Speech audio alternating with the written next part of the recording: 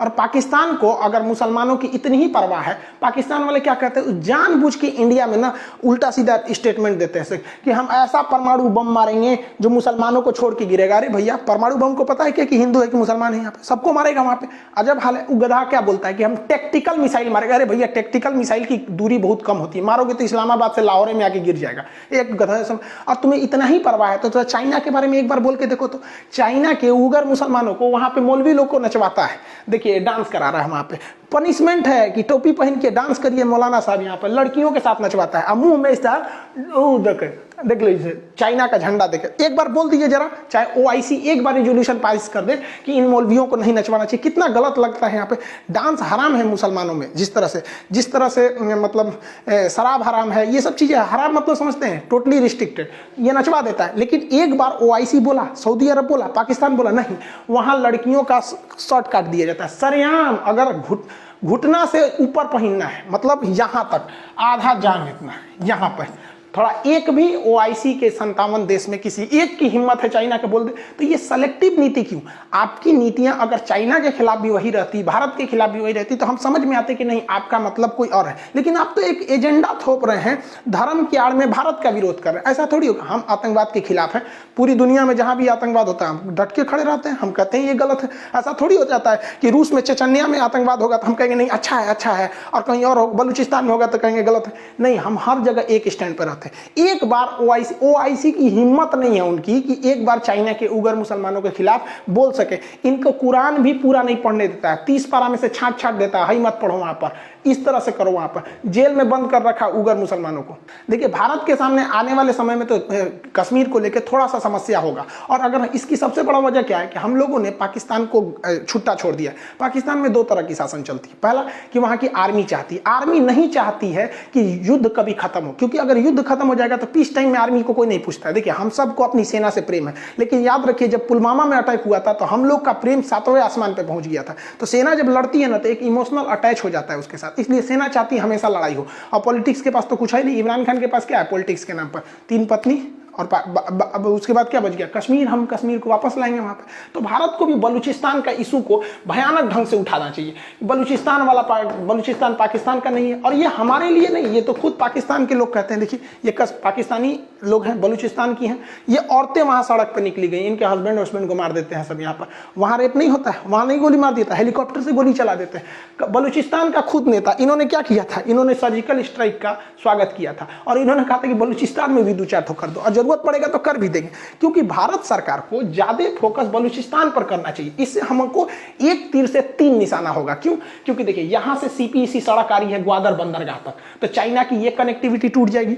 ग्वादर बंदरगाह पे उसका करोड़ों का नुकसान हो जाएगा। और भारत जो इधर चाबहार से अफगानिस्तान में एंट्री मारता है, उतना लंबा क्या जरूरत है?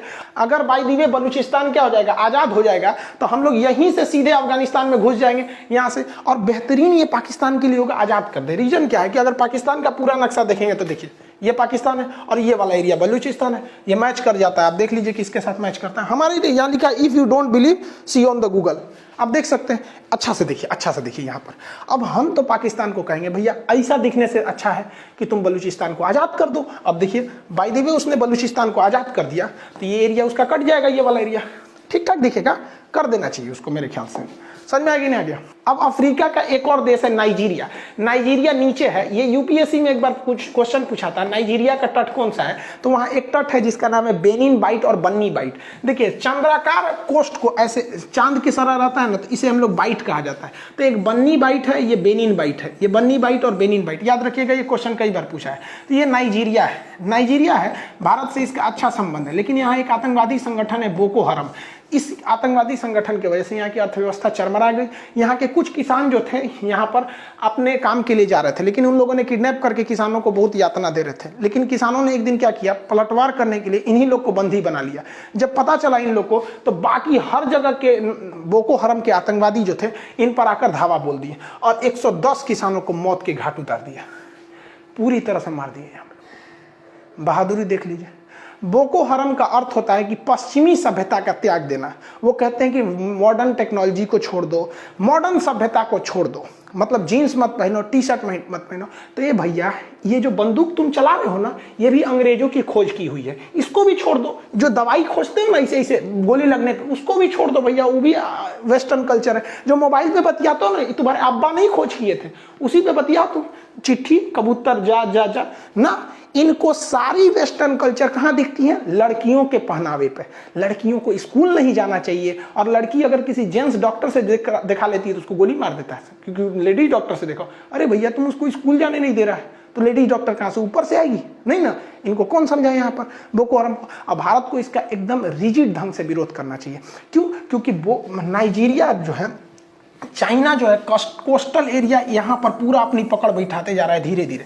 तो भारत को यहाँ से अगर संपर्क हो जाएगा तो हम नाइजीरिया के रास्ते अफ्रीका में बहुत अच्छा इन्वेस्ट कर सकते हैं, क्योंकि इसके ऊपर नाइजर में हमने कन्वेंशन बनाया है। तो धीरे धीरे यहाँ से कर सकते हैं। यहाँ पर काफ़ी ज़्यादा यूरेनियम, ये पेट्रोलियम वगैरह के भंडार है। और हमारे पास तो एक और रास्ता है ना, हमारा जो ये नाइजीरिया में व्यापार बढ़ाने के लिए हमारा इंसास राइफल जो था, ये अब उतना सक्सेस नहीं हुआ, क्योंकि ये ठंड में जाम हो जाता है। इसकी मैगजीन जो होती है ना, फाइबर की बनी है, टूट जाती थी। यहाँ पर इसमें कंट्रोल बर्स्ट फायर था, एक सिंगल राउंड था, एक ट्रिपल राउंड था, एक ब्रस्ट फायर था। तो लोगों को कहना था ट्रिपल राउंड पे करते थे ना तो 3 गोली निकलनी चाहिए, एक सिंगल कॉक पे तो पूरी निकल जाती थी। तो करगिल में बहुत समस्या थी, इसलिए भारतीय सेना इसे रिजेक्ट कर रही है। लेकिन देखिए, ये युद्ध में भले 100% ना उतरे, लेकिन आतंकवादियों से निपटने के लिए तो एक नंबर है। तो इसको, भारत को इसको आराम से नाइजीरिया को भेज देना चाहिए। बख्तरबंद जो गाड़ी है वो किसको भेज देना चाहिए? नाइजीरिया को भेजना चाहिए। और हर चीज़ की कुछ न कुछ कमजोरी होती है। इन आतंकवादियों की कमजोरी क्या है? जहां पश्चिमी सभ्यता है ना, वहीं पे ये भड़केंगे। तो इनको एक क्या करना चाहिए? भारतीय सेना को कुछ ऐसे एरिया बनाना चाहिए जहां पे इनकी मजबूत अच्छी हो जाए। यहाँ के लोगों को, यहाँ की सेना को ट्रेंड करके, ये हथियार देके, ये बख्तरबंद गाड़ियां देके हमेशा ट्रेंड कर दिया। और उस एरिया में नाच गाना डीजे जहां करेंगे नहीं, भड़क जाएगा। ओ माय गॉड, नाचता है तुम यहाँ पे, मारेंगे तुमको, आएगा तो ढूंढ दीजिए यहाँ पे। अगर भारत इसको छोड़ेगा तो ये भारत के लिए बहुत बड़ा ड्रॉबैक है, क्योंकि हमारी टेक्नोलॉजी, हमारी सेना के पास इतनी टेक्नोलॉजी नहीं कि हम अपने हथियार अमेरिका, चाइना ऐसे बड़े देश को बेच सकें। छोटे छोटे देशों को बेचेंगे। और हमको क्या है, रिजेक्ट करने से अच्छा है कुछ दाम तो निकल जाएगा भैया। क्या दीजिए, something is better than nothing.